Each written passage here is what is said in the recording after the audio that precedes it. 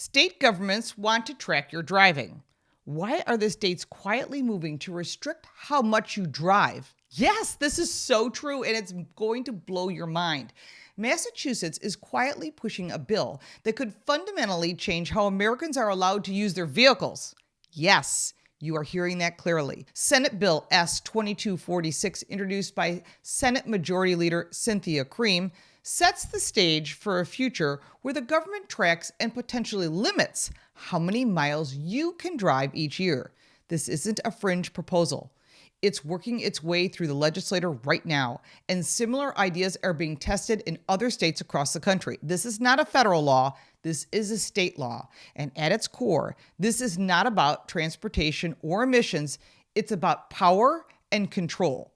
So what is actually in this bill? The Massachusetts legislation proposes the creation of a new government entity. This is state-based, not federal, that would track every vehicle mile traveled. They're calling it VMT, and to implement these policies to reduce them over time. In other words, less mileage allowed.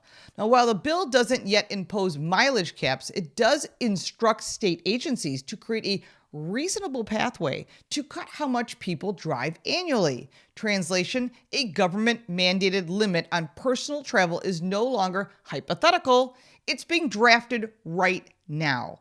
Now, Bill 2246 in the Senate also outlines coordination with automakers and the use of vehicle inspection data to monitor individual mileage. It even suggests changing to urban planning, encouraging the development of walkable neighborhoods and fewer parking options, all with the goal of getting you out of your car, whether you want to or not. Before we dive in, I want to remind you to like this video and to subscribe to this channel to keep up with what's going on in the automotive world.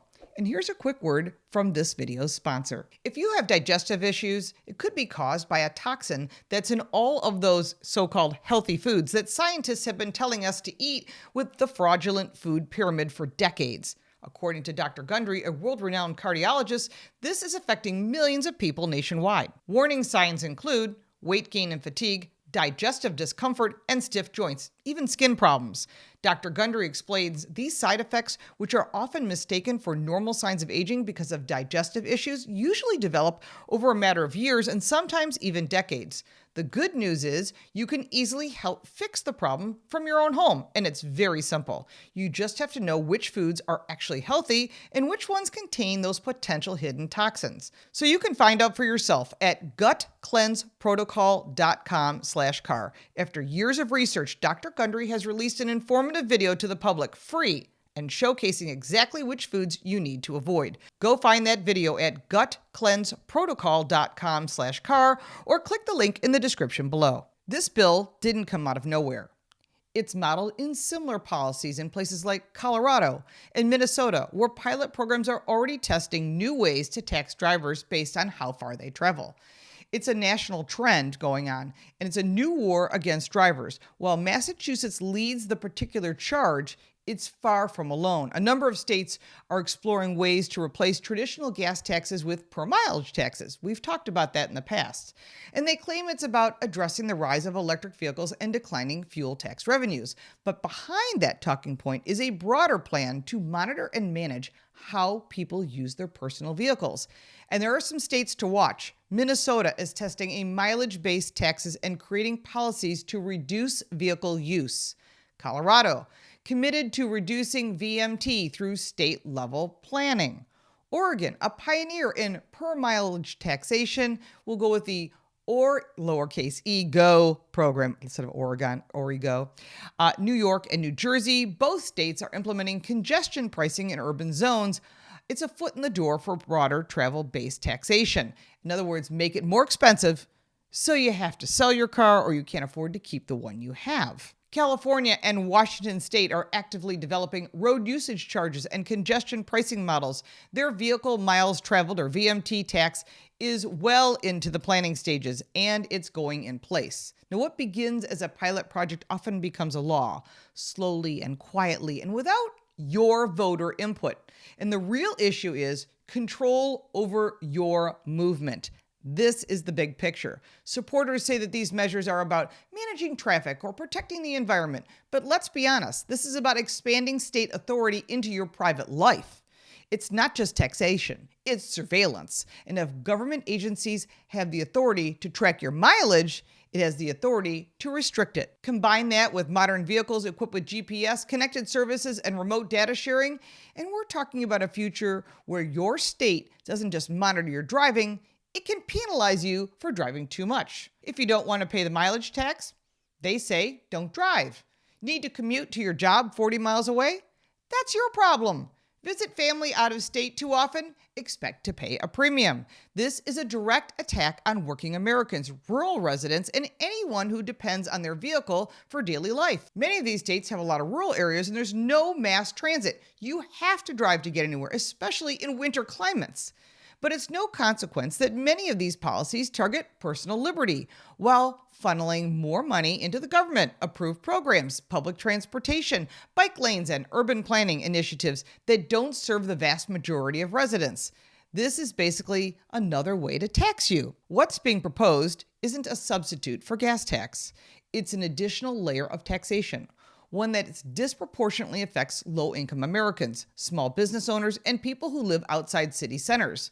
People who can't hop on a bus or ride a bike to work will end up paying the most. And it also opens the door to data collection on a scale we've never seen before. And once the government, especially the state governments, start tracking your mileage, what's next? Will your insurance rates be tied to your state mileage thresholds? Will excessive driving be taxed as a form of noncompliance? I didn't want to give them any ideas, but you know they're thinking about this. This isn't just about transportation policy. It's about your liberty. So what's really happening here? We've seen this approach before.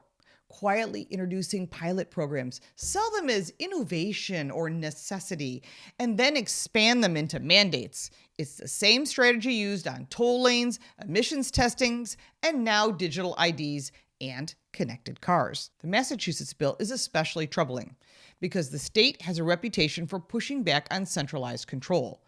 It was one of the first states to pass the right to repair law and strengthen data privacy for consumers. But even in that context, this legislation is moving forward slowly with little intention and under the radar. Most residents have no idea, and when it's passed, it'll be too late to undo it. The goal is simple: shift transportation from a private activity to a regulated service. If that doesn't concern you, it should. But what can you do? Freedom of movement is a basic American right.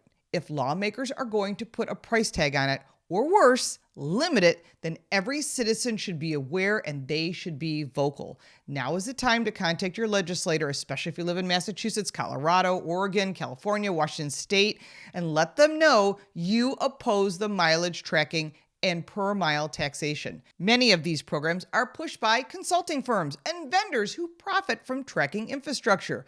And as I always say, follow the money. This isn't a partisan issue. It's a freedom issue.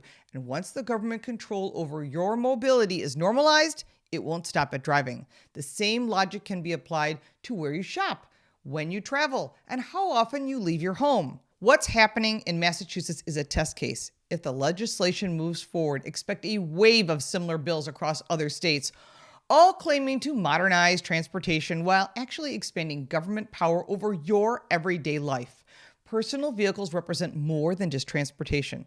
They're a symbol of independence, flexibility, and the freedom to move as you choose. That freedom is under attack, but not with a bang, but with a quiet legislation buried in the state house committees that you'll never hear about and the news won't report on. Watch closely.